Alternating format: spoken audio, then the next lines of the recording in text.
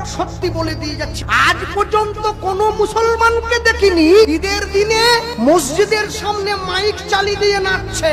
আজ পর্যন্ত কোনো খ্রিস্টানকে দেখিনি যিশু খ্রিস্টের জন্মদিনে মুরগি কেটে পুকুরের কোনায় বসে খাচ্ছে। কালী পূজার বিসর্জনের দিন হিন্দুকে দেখেছি মাকে টলিতে তুলে দিয়ে মদ খেয়ে নাচতে নাচতে যাচ্ছে, বলে আসছে বছর নাকি আবার হবে। আমার বাড়ির পাশে একটু দূরে একটা মসজিদ আছে, আমি ভালো করে ঘড়ি ধরে মিলিয়েছি, সেটা দিনে 5 বার নামাজ পড়ে মুসলমান। ভোর 5টায়, দুপুর 12টায়, বিকেল 3:30টায়, বিকেল 5টায়, সন্ধ্যে 7টায়। একদিন, দুদিন, 3 দিন, 1 সপ্তাহ মিলিয়েছি, নামাজের সময়টা 1 মিনিট এদিক ওদিক হয়।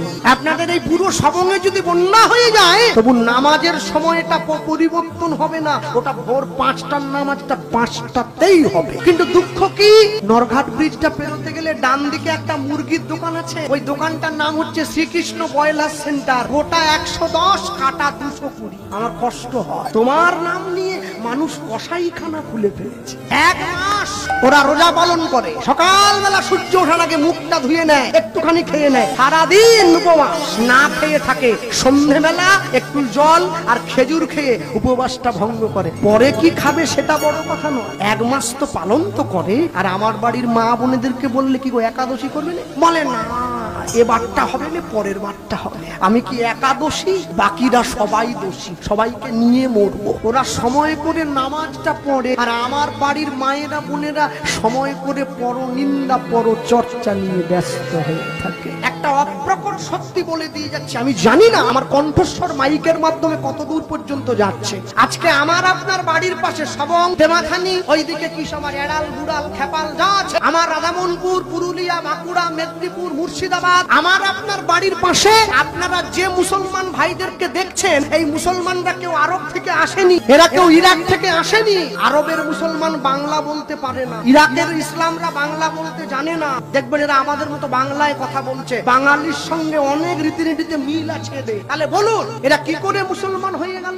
এখনো বলছি সময় আছে, নিজের বাড়ির ছেলে মেয়েগুলোকে বাবাকে বাবা বলে ডাকতে শেখাবেন, ড্যাড নয়। মাকে মা বলতে শেখাবেন, মম নয়। বাড়ির ছেলে মেয়েরা পড়াশুনো করে বাবার কাছে 2 দিন পরে এসে বলে ড্যাড তুমি, হ্যাঁ, দাঁড়িয়ে দেবে বাড়ির থেকে। আরে একই তো ব্যাপার, আমরা যাকে লাউ বলি ওরা বলে কদু, আর ওরা যাকে দরবেশ বলে আমরা বলি সাধু। আমরা যাকে বাবা বলি ওরা বলে আব্বা জান, আর আমরা যাকে কীর্তন বলি ওরা বলে আজান। বাস স্ট্যান্ডে দাঁড়িয়ে রয়েছি, এমন সময় দেখছি একজন মা এসেছে, কালো পোশাক পরা, নাক মুখ সব ঢাকা, চোখটা বের করা, হাতে তার ছেলের হাত ধরা, মাথায় টুপি, পাঞ্জাবি পরা, লুঙ্গি পরা ছেলে। দেখে বোঝা যাচ্ছে মুসলিম বাড়ির মা। কিছুটা দূরে আরেকজন হিন্দু বাড়ির মা এসেছে, শাঁখা সিঁদুর পরা, ছেলের হাত ধরা। এমন সময় এক বয়স্ক বাবা এসেছে, বড় দাঁড়িয়ে আছে, পেকে গেছে দাঁড়ি, মাথায় টুপি, পাঞ্জাবি, লুঙ্গি। মা গিয়ে ছেলেটিকে ওই ভদ্রলোকের সামনে গিয়ে বলছে, বাবা মৌলভী সাহেব এসেছে, সেলাম আলাইকুম বলো। দেখুন মা শিক্ষা দিচ্ছে, মা হচ্ছে সংসারের গাছের গোড়া। মা যখনই শিক্ষা দিল, ছেলে গিয়ে বলছে সেলাম আলাইকুম। আর ওই মৌলভী সাহেব ছেলেটাকে বুকে জড়িয়ে ধরেছে, বাবা দীর্ঘজীবী হ, ওয়ালাইকুম সালাম। আর এমন সময় হিন্দু বাড়ির ছেলেটা কাঁদছে, কুড়কুড়ি খাবে, ওর মা দূর থেকে আমার দিকে আঙুল বাড়াচ্ছে, ধুতি পরে আছে। ওর মা ওই ছেলেটাকে শেখাচ্ছে, আর একবার যদি কাঁদিস, ওই দেখ হিন্দু ধর্মের একটা বৈষ্ণব দাঁড়িয়ে আছে, ওকে ধরিয়ে দেব, ছোলায় করে পুড়ে নিয়ে বাড়ি চলে যাবে। আমি অবাক হয়ে গেলাম, এই তো আমার দেশ। এক ধর্মের মা শেখাচ্ছে তার ধর্মের সাধুকে দেখলে ভালোবাসবে, আরেক ধর্মের মা শেখাচ্ছে বৈষ্ণব দেখলেই পিটাবে। কি উন্নতি হয়েছে দেশটার। এই দেশের আশা করিনি আমরা ভারত আবার জগৎ সভায় শ্রেষ্ঠ আসন লবে। কবে?